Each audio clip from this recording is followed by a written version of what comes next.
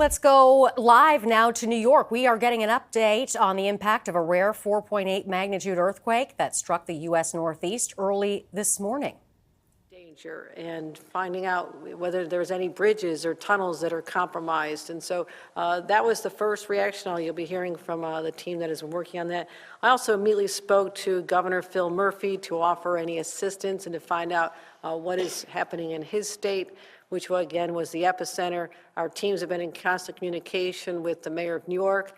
We also spoke to the MTA to ensure the integrity, the structural integrity of the subway system, the Port Authority, and I want to announce that right now JFK and Newark airports are on full ground stops to assess any potential for after effects. And we've been in contact with the utility companies to make sure that the gas and electric services continue. I will report that Amtrak and MTA are on full schedule, no disruption there at this time. Been in communication with the White House. They reached out to us.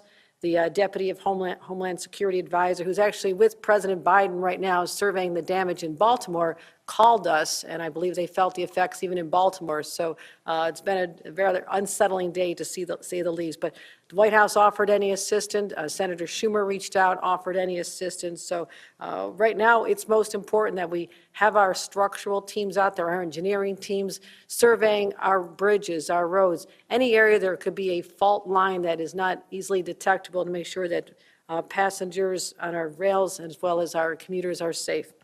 Assessing all state roads, Commissioner Dominguez is taking lead on that, making sure our state roads are safe. Major transmission lines and dams, because you don't always see the effects of a small crack that actually could develop into a real major problem. And we're also encouraging all the municipalities throughout the state of New York to assess for any structural integrity concerns. At this point, heading into an hour and a half after the effects, we've not identified any life-threatening situations, but we are certainly asking our local law enforcement and emergency services teams to be on guard for that as well. But again, we are going to be reviewing all potentially vulnerable infrastructure sites throughout the state of New York that is critically important in the aftermath of an event like this. Now, again, I have a few safety tips because New Yorkers are not accustomed to having earthquakes in our state, and everyone should continue to take this seriously. If there is an aftershock, people are encouraged to drop and to cover and to hold on. Drop to the floor, cover your neck, and hold on to something that is sturdy. Take caution near any damaged buildings. Again, we don't have reports of damaged buildings at this time. It is very early in the assessment process. But if there is an after effect, please stay away from buildings, that, especially our high rises.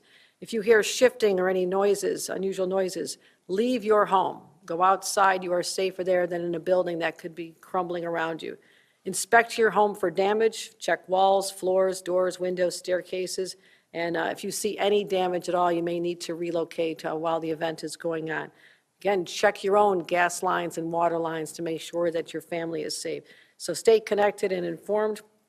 I will say this, especially with all the national news about what happened in Taiwan with that deadly earthquake just this past week. I think there's a high level of anxiety around earthquakes. The magnitude, which Catherine Garcia and Commissioner Bray will explain, that was a 7.4 magnitude in Taiwan. Again, we are 4.8, and they'll explain the difference. But that's why we're going to continue to take this very seriously and make sure that we continue to update all New Yorkers. So Catherine Garcia, our head of state operations, you'll hear from first, and then Commissioner Jackie Bray, head of Homeland Security. Thank you. Thank you, Governor. I want to reiterate that we have no reports of damage at this time, and that immediately all of the infrastructure agencies activated their policies and procedures to deal with this, because while highly unusual in the state of New York, we do actually have fault lines.